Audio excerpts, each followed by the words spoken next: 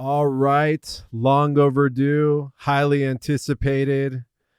This is kind of like a dream come true for me in so many ways because I've been working with my next guest for the last 3.5, 4 years. We are soul brothers. We're connected by spirit. Our bloodlines are connected in so many ways.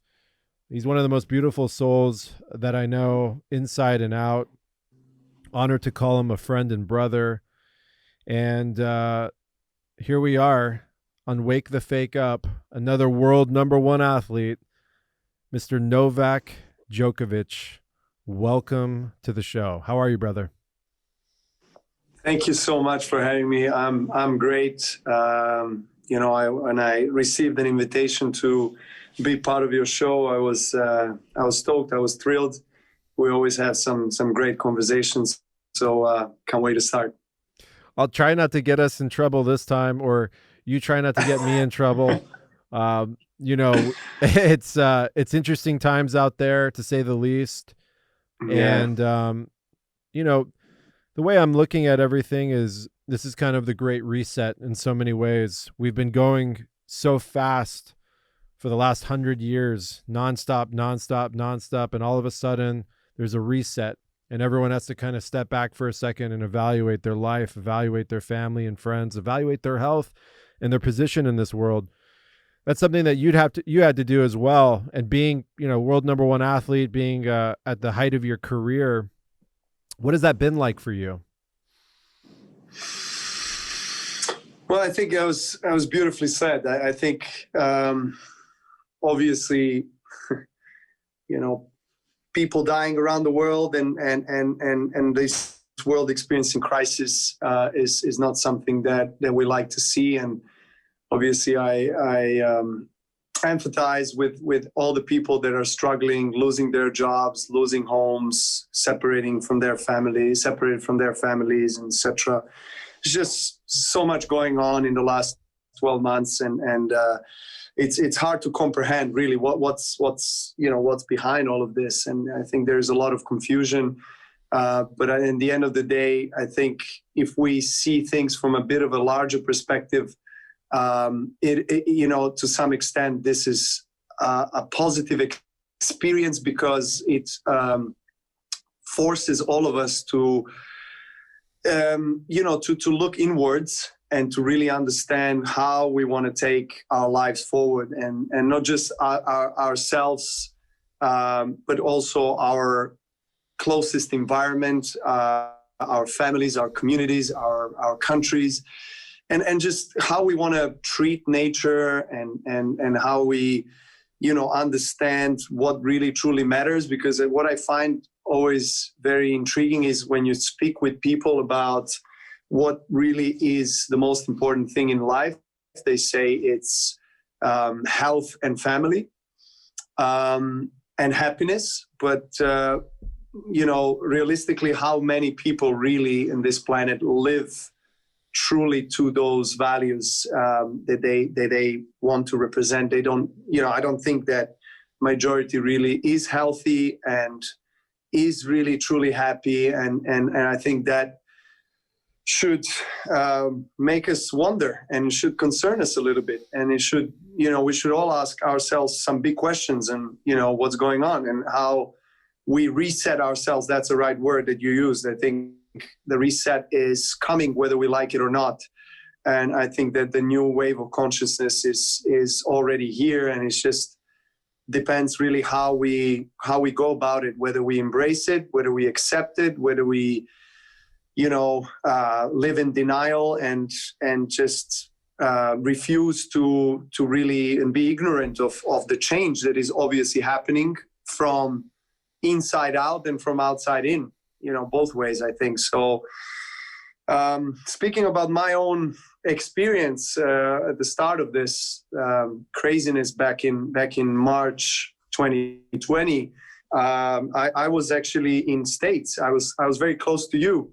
I was in LA, you were in San Diego. You remember we were talking about... Yeah, I was on my way to meet you out into the desert. You were going to come down to Orange County, to Laguna Beach. We had the whole thing planned, and then boom, all of a sudden you're in an emergency car heading towards the airport. right? Exactly. Is that what happened? Exactly. It was like literally the day before you were supposed to fly to the desert, and I was supposed to drive to the desert. I mean, it was, it was very strange. I mean, I at the time when I was in LA, I was preparing for one of the biggest tennis tournaments in the world, Indian Wells. I love that tournament, love being there, and it draws so much, excitement and crowds and fans and then, we start hearing about this virus, in China, whatever, the end of 2019.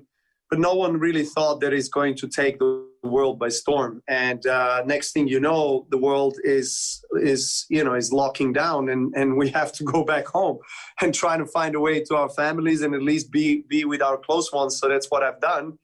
And I flew like literally one of the last planes going back from West Coast to Europe before a full lockdown, and then I spent 3 months in Spain, actually, with my wife, with my children, and it was interesting because at first I did feel disturbed, I must say. I didn't feel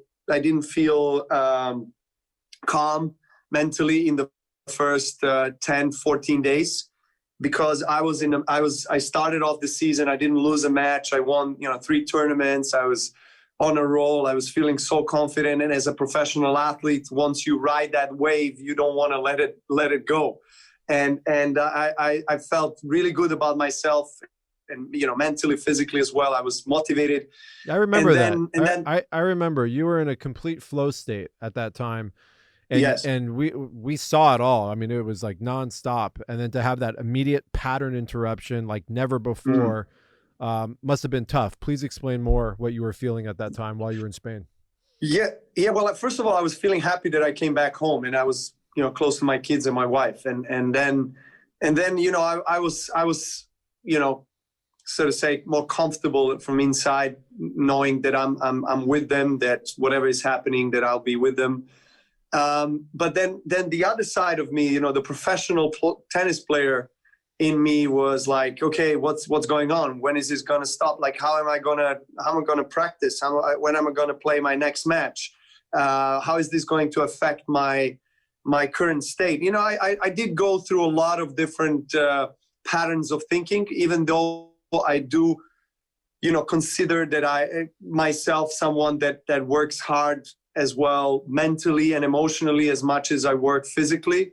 And I put a lot of hours into trying to find that flow state, and trying to always, accept and embrace all the emotions that are happening inside of me, and learning about myself, finding what works for me the best, I think, over the last 10, 15 years. And, I kind of managed to find that formula, but that formula is constantly changing. And there's maybe I'll make just a little comment that is related to this, maybe a little bit off topic, but is related to the psychology of things, especially in sports. Is I find this narrative that goes around that if for an athlete, if you find the right mental formula and the level of confidence, that you are fine, that you're going to stay there, everything's going to work out well, you're going to have the success, you're going to realize your dreams. I don't fully agree with that. I think it's great that everyone has a tendency, not just in sports, but in life in general, but let's take sports in this regard, that has a tendency to improve, to get better, to understand, yourself as an athlete physically, but as a human being, and what consists in your life, and how everything that you are surrounded with, whether you're doing, the people that have an influence on you, affect your performance later on. I mean, especially in individual sports. And I think it's great that you have the tendency to go in this direction, but I don't believe in this kind of statement or philosophy that once you get there, that you stay there. You don't stay there. Right, because everything's evolving. Exactly. I can speak on my own behalf. I mean, I truly think that that every single day you get challenged, and I've experienced that tens of thousands of times in my career, where I I feel and I know that I've done everything in my power in order to put myself in the right state of mind, body, and soul to get on the court and be able to excel and perform my best.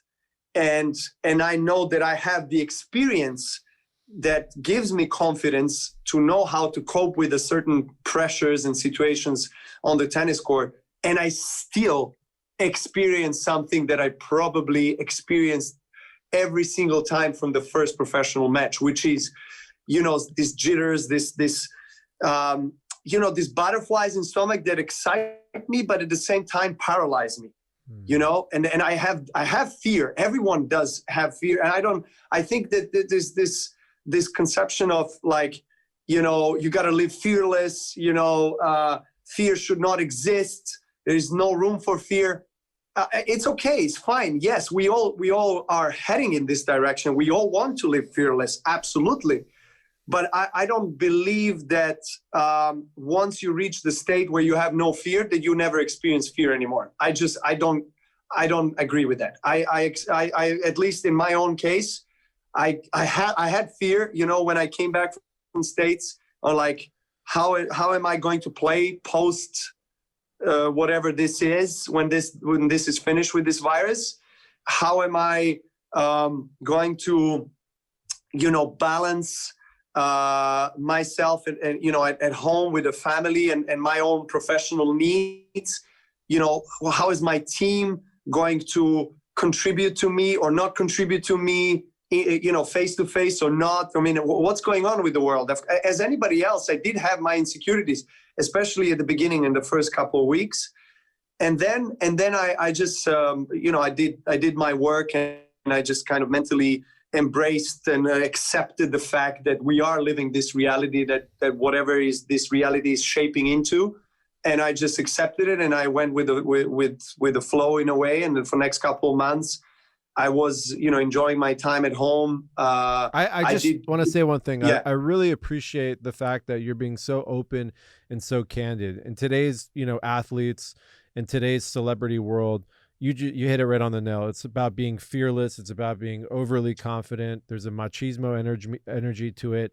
You can't show any signs of weakness. That's actually how we've been indoctrinated as the false masculine, in my belief, in the modern world. We haven't been given the tools to be able to access our feelings and our emotions. So that's why you have a lot of people that are so bottled up, and that's where, that's at the cornerstone of disease. We now know that. A lot of the root diseases are caused from stored trauma. What you're saying right now, and if you're listening to us and listening to exactly what Novak is saying, he's basically breaking down that even as a top-ranked #1 world athlete who's playing an individual sport, there's still so many variables to this life that he has to flow with and has to engage with. And it's a total mental approach along with mind, body, and soul. It's the mentality of being able to access your inner strength through the dynamic of life, through the dynamic of relationships, through the dynamic of this is a crazy material world. We're flying around in jets. We're meeting people left and right. You're at events here and there. You got to do all these interviews. You got to do all these things. And then at the same time, you have a family to take care of, and you're the face of a country. That's a lot of pressure, right? And I'm so glad you're talking about this, because I wanted to ask you, what is it like to be Novak Djokovic? Like, what is that all about? Well, you just, if you don't mind me reflecting on pressure, because you mentioned there's a lot of pressure. I think there's obviously, hundreds of different kinds of pressures, and I can't sit here and talk about my pressure being the biggest pressure when there are people literally starving to death. And I come from a country that, like Persia, like Iran, has gone through a lot of difficulties, has a very rich history, very rich tradition and culture. But it just, especially in the recent 3 decades, it has went through 3 different wars and just a lot of hardship, just a lot of suffering, a lot of karma, blood and tears. Yeah. And if I have not experienced it myself and being in line at 5:45 a.m. and waiting for a piece of bread to share with my family for that day, I probably would not be able to speak about this. So I don't know, so intrinsically, so truthfully, so understandably. I mean, I was there. I understand what it feels like to literally have, at that time, at one point, our family had 10 Deutschmarks, which was, equivalent to $10 right now. $10 on the table. That's what I still remember that scene when my father took out $10 and put it on the table and said, okay, this is all we got. This is all we got. We got ourselves, and we got this from whatever material exchange unit that we use as money that we value. And with this money, we gotta find a way to survive. So how old were you? Yeah, we were waiting in line. How old were you? How old were you at that point? At that point, it was 90s, mid 90s. So I probably wasn't. I was probably around 10, maybe a bit less than 10 years old. I was probably 9 years old, and I have two younger brothers. My youngest brother, he's 8 years younger than me, so he was a baby, literally like a year old, and my middle brother, he was like 5. I think it's so good. I want you to tell this story, but I just want to reflect. Most people think that, golfers or tennis players, they come from a life of privilege because it's a club sport. You play it in the club, you play it in fancy, but most people probably don't know your story. And I'm so glad you're bringing this up to give some perspective. I also just want to quickly add, whatever trauma someone's facing, I think it's a disservice for us to compare other traumas. Trauma is trauma.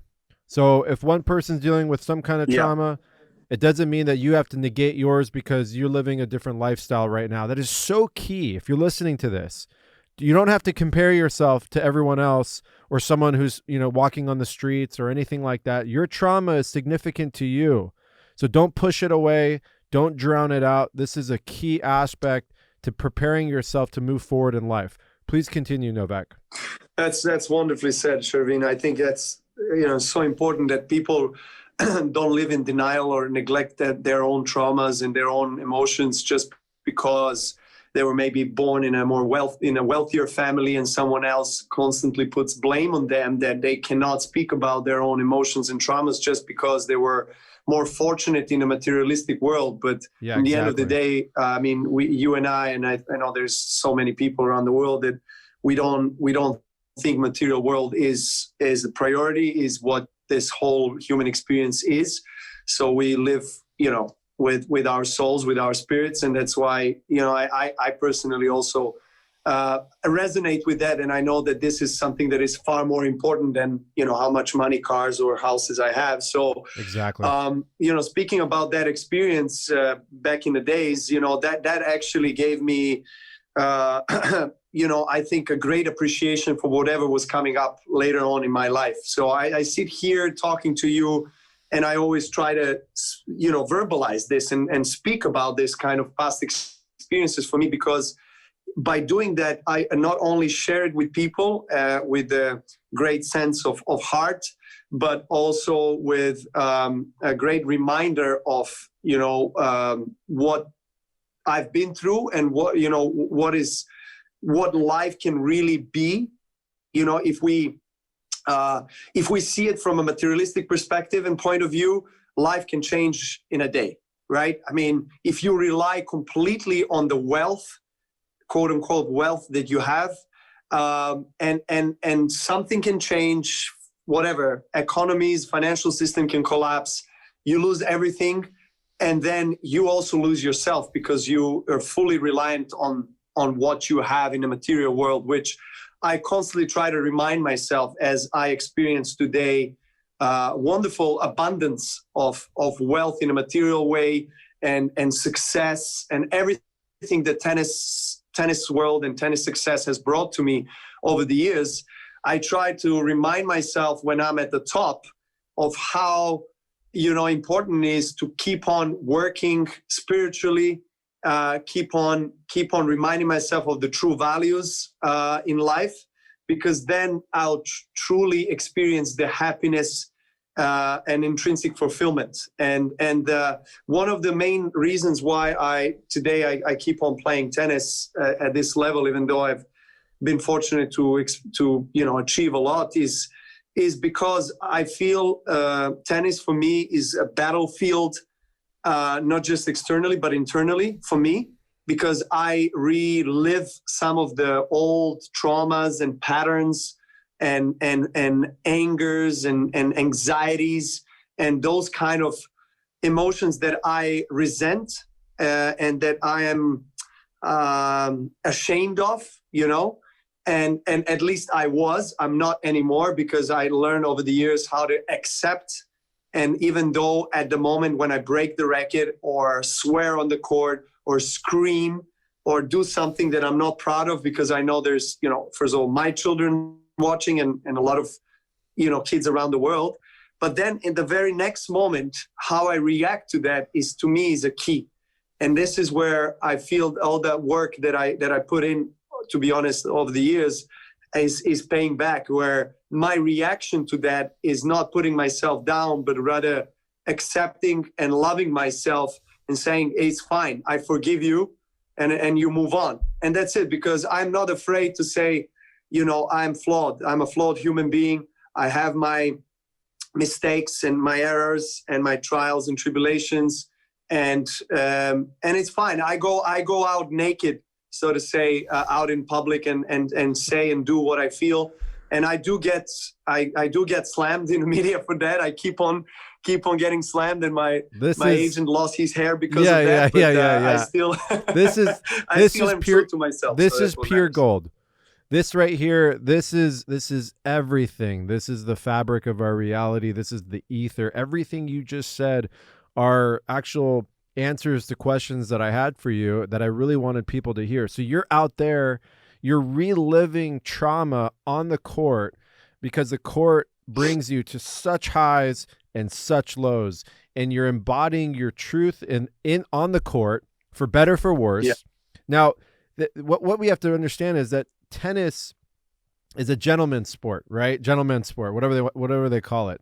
You go to you go to look at the NBA, you look at the NFL, you look at a lot of these American sports. These guys are cursing, screaming at each other, trying to kill each other, right? It's a war. And what you're doing, that's part of the process of these sports, because we're talking about high intensity. Now, yes, for you to perform at your best, you have to go into that madman level. You have to go into that berserkerness, right? Because this is one-on-one. This is almost to the death out there, right? And so my thing is that I love how you articulated the fact that that's your battleground. That's when you go into warrior mode, and it's after the fact that the way that you're able to react to those moments. And I want to be real here. I think you should be able to display energetically however you need to. What you're doing out there, you're putting your life on the line, you're putting your body on the line, you're putting everything on the line. This is serious stuff here.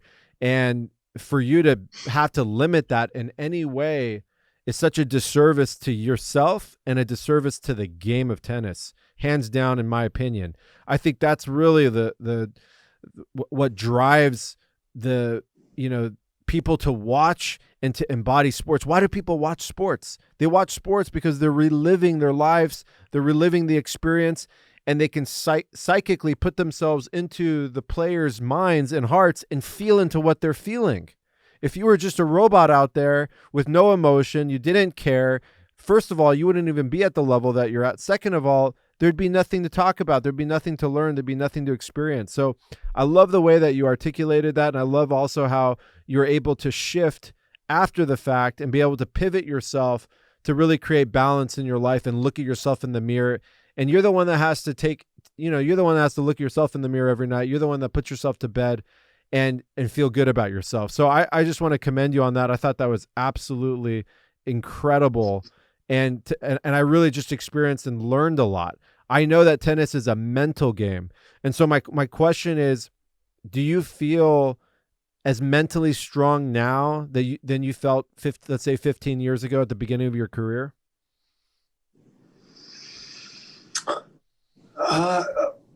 It's a good question. I feel that every phase of my life and every phase of my career is different. And I don't feel that I'm mentally stronger today than I was 15 years ago, because it's not comparable, to be honest. Because I just feel there is a mental strength for every age, every phase of your life that you're experiencing. There is a phase that you are mentally experiencing when you're a teenager, when you're out there, fighting your own demons and wanting to experience life, to be free, to be rebellious, and that's all you care about. Then you're going against everyone. You don't want to listen to your parents, to anybody, right? Yes. Because you just that's the biologically what you are experiencing, and that's fine. And then there is the phase when say 15 years later accomplish yourself and become a father and a husband. I'm a father of two angels, and I have a totally different frame of mind and state of awareness, more than strength, I would say, because I think there is quite a distinct difference between awareness, consciousness, and mental strength. Mental strength is something that helps you, I would say, on a day-to-day things, like when the wake-up alarm rings and you're like, oh, I just want to get another hour of sleep. But then you're like mentally strong to put yourself up from the bed, because you know that that's good for you. You have to be disciplined. You got to do that, right? You get on with your day. Okay, that's mental strength. Right. Mental strength is also what helps you, I think, helps me as a tennis player deal with a specific situation on the court where it's the result is even. I'm facing a break point and I have a second serve, and I feel all the pressure in the world, and I just manage to somehow, derive strength from that experience and that self-belief and the calmness and being the moment and just play the right shots at the right time. And it doesn't happen all the time, guys. I mean, this is something that, again, going back to the beginning of our conversation, what is the general narrative, and I feel like it's been a bit of a misconception about this mentally strong, unbreakable athletes. I mean, Tom Brady, he just reached the Super Bowl. He's 43 years old. I mean, he's someone that is, really inspiring athlete and showing that at his age, you can still play on the highest possible level. So we were right in the middle of talking about how, athletes have, and I just want to jump in and say that I asked you a question. Do you believe your mental strength is stronger today than it was earlier in your career, or vice versa? And I loved how you put that so cleanly. We live in cycles. Our lifespan is cycles. There's seasons to everything. We evolve as a human being. Life brings so many different emotions all the time. We go from being, a fighting young athlete that we want to explode on the scene, and we got that, rah energy, and then that evolves and we get broken down, and then we meet our life partner, and then we have family stuff and all these things, and then all these other beautiful aspects of life start to show up and our interests start to spread out. We're dynamic beings. Athletes are dynamic beings as well. I know that because they're at the top of the game, you might consider them that's all they do, that's all they think, but they're just like us. They have to sleep, they have to eat, they have to make tough decisions, they have emotions. They're human being. They're not just human doing. And so I loved how you expressed that. That was a beautiful way and a good perspective for people to have. Now let's talk a little bit about so sorry to interrupt you, but I just want to kind of jump in here and talk about vulnerability, because we are vulnerable as well. I think, again, the sports world is such where the athletes are presented as fearless warriors that, absolutely, zero emotions, like no room for tears, no room for, expressing yourself and your, the blocks that you have, maybe emotional or mental blocks in public, because then you're considered weak, and there's no room at the top sports level for weak athletes.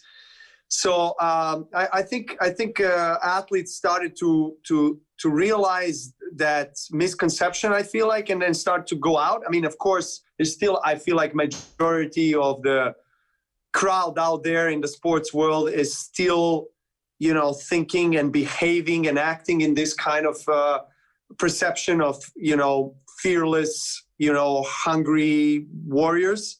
But and of course you got to have that. I mean, don't get me wrong. I'm not saying it's black or white, and it doesn't need to be. Even though the society, whether it's sports or anything in life, you can see the duality. Yeah, duality. So much. It's like, exactly, like you gotta be your left or right or whatever. Why do you have to be anything? Yeah. You know what I mean? You are yourself, and as different that we are also very connected, because we come from one source, right? So I believe that we experience, and the reason why people watch sports, as you were beautifully reflecting on a moment ago, is because they can identify themselves in their own lives and struggles with what athletes are going through, but also they feel that when they support them, the success that the athlete, an individual athlete or a team, or team that they're supporting is experiencing, they feel like they're part of their success themselves. So they feel better about themselves in their life because of that. So I feel like there's this connection that we tend to forget about. But at the same time, then when, I'm sorry about my language, but when shit hits the fan, then we put the responsibility and the blame on someone else. Yeah. Right? Absolutely. You see the contradiction here? Yeah. We like to relate to someone when everything is going all right, when there's success, but then we are also very quick to judge someone else for our own failure, and we are also quick to judge someone else's failure, so that we also feel better about our own failure in life. Yeah. So this is a cultural thing. That I've been kind of. Yeah, this is a systemic cultural issue that we have in today's modern mechanistic world. They want to praise, and the moment you do something wrong, they jump down your throat. And you're right, it's a dualistic, complex mentality. There is no in-between, there is no balance. But it seems that you operate with that beautiful dynamic. And I'm speaking to you as an interviewer, but I know you. And the reason why I'm speaking to you this way is because I want other people to see who you truly are. I know all this about you. So everyone listening, I can tell you this exact same thing in detail on the kind of operational mentality that Novak brings to the table in terms of balance and in terms of being so open with everything inside of him. What advantages do you think you have because of this? Is it allowing you to operate so much more freer and with so much more balance and really tap into your masculinity with love and reverence for self, as opposed to fear, pain, and contraction? Do you feel so much more expansive in your body? Do you feel better in your holistic approach to life because of this? Well, I think you just explained everything in a very intelligent way. But I think what I can add to that is, in a very simple way of putting it, is I just release myself from this huge burden and weight from my back. I mean, I feel free when I accept, and I choose life of acceptance and not denial. And I feel that liberates me, not just on the tennis court. I'm just talking in general in life. Being able to accept that you made a mistake, and with yourself first, and also if you offended someone that is close to you or whoever, and apologizing and saying, hey, listen, I am a human being as you are. I did something wrong. I do I do apologize, and I sincerely am sorry for this. And I hope that I can draw a lesson from this, and that I can learn something about myself. And I embrace my vulnerability, I embrace my flaws, and I want to use them as a tool to become a better, stronger, more aware human being in every next step or next moment of my life. And that's probably the biggest wisdom and secret of life that I personally have discovered, because everything else flaws them. Everything else is set in place when I feel liberated from my own prison, mental prison, and my own demons that are constantly in my mind, repeating, you did this wrong, you're not good enough, you're this, you're that. He's trying to hurt you. She's doing that because she doesn't like you, because she want to put you down. Whatever it is, we all experience that. I still don't know a human being that doesn't have those little voices that you can call demons, ego, whatever you want to call them, inside of your head that keep on repeating some of the things and drawing you into a place where you just feel depressed and you feel like the life vital force energy is drawn from you. Now we don't need to get into that. Why is that a case? Sure. And who benefits from that energy? But I just feel this is a reality. And in the end of the day, once you identify that, once you understand and make it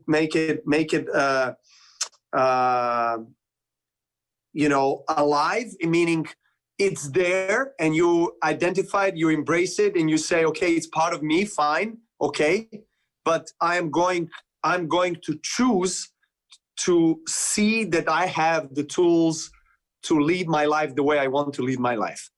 And it's not in politicians' hands, it's not in government's hands, it's not in anybody else's hands, it's in mine. Yep. My life is my life. And then I choose how I want to lead my life. And the decisions that I make, I take a full responsibility for them.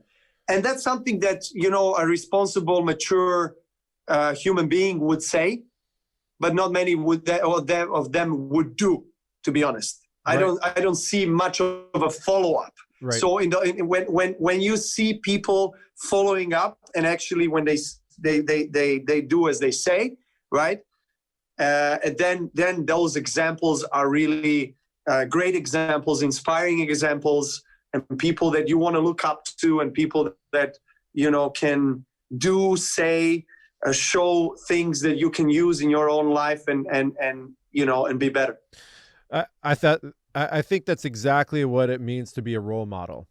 Because a role model shows you all of them as opposed to just one side. And to be able to articulate it, experience it, operate with an energy that's so honest and so pure that people can recognize, not only does it call everyone else higher, but it calls yourself higher. And I find that to be one of the most powerful tools we have in sports today. They always talk about who's the best role model. You got to do this to be a good role model. I think the purest role model is the one that's completely authentic in their approach and showing all sides of themselves so everyone can experience that and learn from that. And that's something you do so well. And what I've noticed is I got a lot of Serbian people now part of our movement. And that's the main thing they talk about when they bring you up to me, is that how authentic you are and how honest you are with your emotions. Now, is this something that you believe was part of your incarnation as Novak Djokovic, or was this something that developed over time? Did someone teach you this approach? When you and I met 4 years ago, you were already operating with this frequency. That's how we probably attracted each other into each other's life. So where did this come from, this approach to life, this spiritual aspect?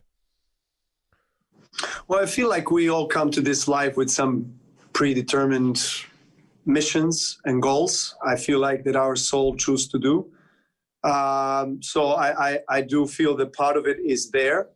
but also part of it is from my upbringing, my childhood, and obviously my parents. Particularly my father is very expressive, and he doesn't hold anything in himself. Like, as soon as it comes, whether it's good or bad, he just expresses it.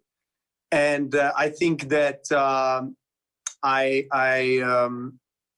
drew a lot of my own emotional behavior and expressionism, so to say, from him. And because I saw that in my house and the way he brought me up. And I don't say, look, it's not always great and it's not always bad. It is the way it is, and I love my father. I love my parents. They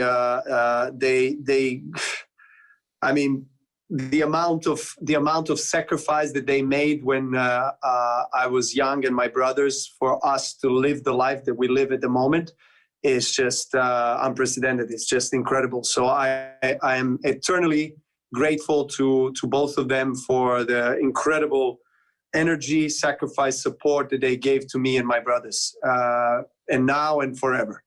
And I feel that I, as a soul, have purposely chose my parents, and I wanted to be in that family, and I wanted to have that kind of upbringing, and I'm grateful for that, because it wasn't always the case where that I was thinking in the way that I'm articulating right now. I resented them at times, and I was not feeling like that's the best environment for me to grow up in, and that those are the phases. Those are the phases of life that one human being is experiencing, and I have absolutely no fear right now and no problem to share this with you and with people who are watching and listening, and with anybody, because this is the truth. This is what I'm experiencing, and I have no problem to say that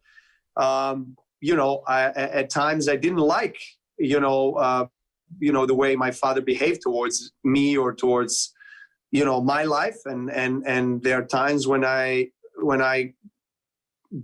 couldn't imagine and couldn't be more grateful for the things that he has done for me in order to play tennis and live my dreams. So, and this is all part of the life. And I feel like in the end of the day, we are here to learn, to grow, to experience, to accomplish the mission and the vision that we have predetermined and set up for ourselves as souls coming into this life.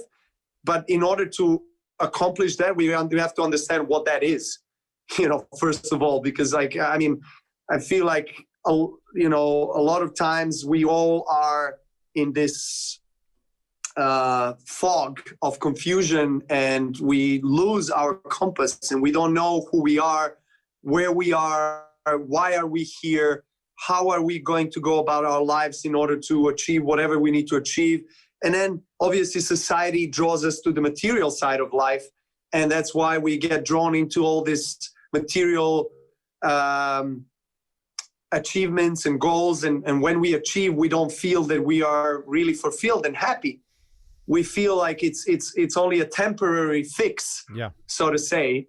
But once we turn to more intrinsic spiritual journey, and we connect to our heart intelligence and to the love that is the strongest emotion in the universe, then we understand that everything we do materially and externally makes more sense, and then we feel ourselves more complete.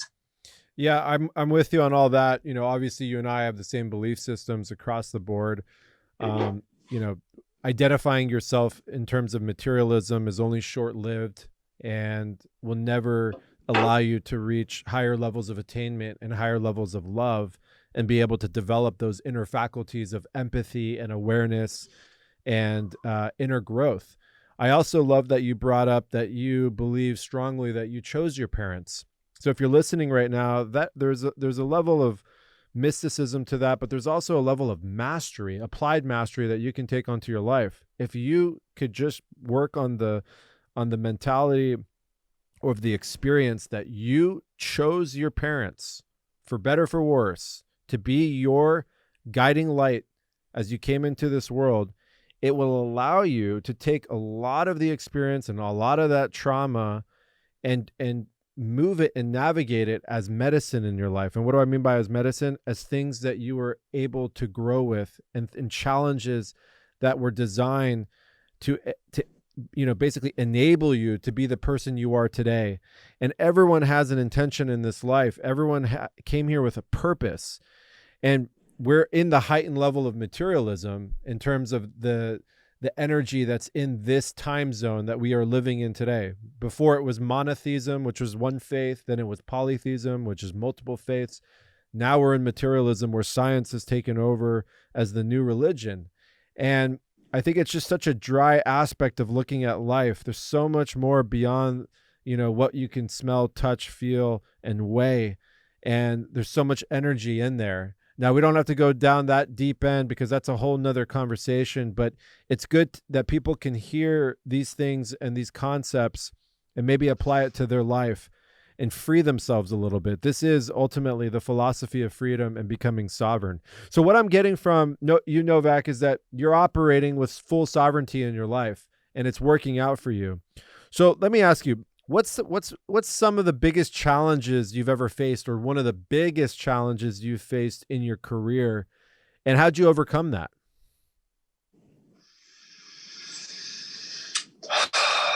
Well, I think on a more kind of a superficial level of things, and I don't mean that in a bad way. I experienced some huge challenges throughout my career, where I wanted to leave the tennis, and just back in 2010, when I lost in one quarterfinals match of a major tournament, Grand Slam in Paris, in Roland Garros, I felt like my world was falling apart, and my dreams were shattered, and that I am not good enough to actually achieve what I wanted to achieve. And I was sobbing, I was crying in the room of my tennis coach and my physiotherapist that were at the time with me on the tournament. And I was I was just really in a bad place. I was suffering emotionally a lot, because I just felt like I hit the wall, and I can't go any further. So what they've done, I mean, they allowed me, they let me cry, they let me liberate all these emotions that I was experiencing. And that I'm so grateful for that, because that was such a key moment there where, as a coach, right? That's what the kind of a narrative, again, is presented in the sports world, is that a coach has to be someone that uplifts you, someone that, shows you that when you're weak, that you have to be stronger, and it kind of guides you to that state of mind where you need to be in order to perform your best. But in a sense that is maybe not addressing so much your vulnerabilities, I would say, right?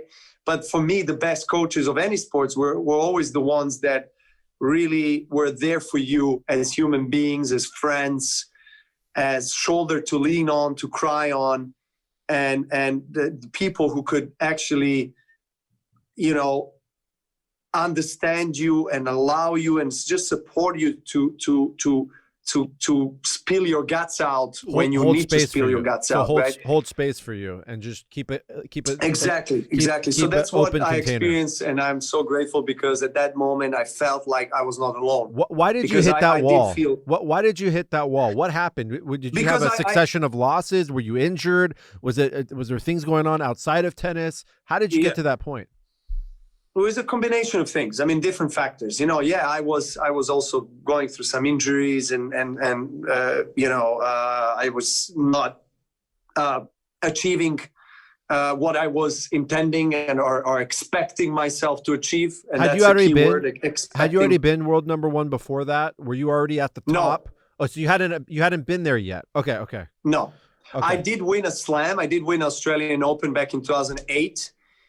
And then I was playing semifinals, quarterfinals of majors, and I was still number 3 in the world. Don't get me wrong. I mean, this is unbelievable. Still great success, but I just felt like I could do so much more, and I could be so much more in tennis. And I felt like all the build up and all the expectations around me, beginning with myself, obviously, and then from all the closest people in my life, and then the tennis world in general, was so big that number 3 was not enough, and winning one slam was not enough. So I felt that I just had too much weight on my shoulders that I had to bear, and it all collapsed in that moment. And then I just I really felt for the first time I want to leave tennis, or I want to make a break from tennis, or whatever it is. I don't want to play. And it was probably the first time that I had such a strong emotion about it, and I never before experienced that. It was always like, when I'm going to get on the next practice and improve and whatever. But now it was like, okay, I just want to run away from it. I want to change the setting. I want to change this surrounding, this environment. I want to run away from people and You were emotionally just do tapped. something else You were emotionally recharge. tapped. Yeah, you were emotionally tapped, and you were Exactly. ready to just check out. So then, what happened? How did you pivot from that? What was that process like? Well, then when I received that support, obviously from my coach and from my wife and girlfriend at that time, Yelena, and my parents who were there, I went back and back home, and I just took time off from tennis. I didn't want to practice for some time, and I wanted to reflect on things, and I wanted that raw, pure love, emotion for the sport, the passion to drive me again. I wanted it to surface. I wanted it to, like childhood energy, like a kid type energy. Exactly. My inner child. I wanted my inner child to come up and say, "Hey, this is what you want to do. This is what you love to do. And you have passion for it. Let's derive the motivation from there, from that pure source." And I wanted that to surface, and that to show up in front of me, in a way, inside of me, so that I could grab my racket and start playing again. And not long after, it was quite short time, but it did come back to me. But I feel like the biggest step for me was for me to kind of be alone in a way, and have a real sense of what that emotion is, whether it's the one that is drawing me to because everyone expects me to be back on the court, or it's the one where the little Novak, that inner child, speaks to me and says, "Hey, go there and play, because it's a game. Play, enjoy, grow, develop." And this is what showed up. And then after that, actually, the trajectory of my career went really upwards, and I experienced probably the best season of my life, and like having 43 matches in a row winning streak, winning 3 out of 4 slams and playing another final, and like being number 1 for the first time back in 2011, and within 2 days winning Wimbledon, which was my childhood dream, and becoming number 1.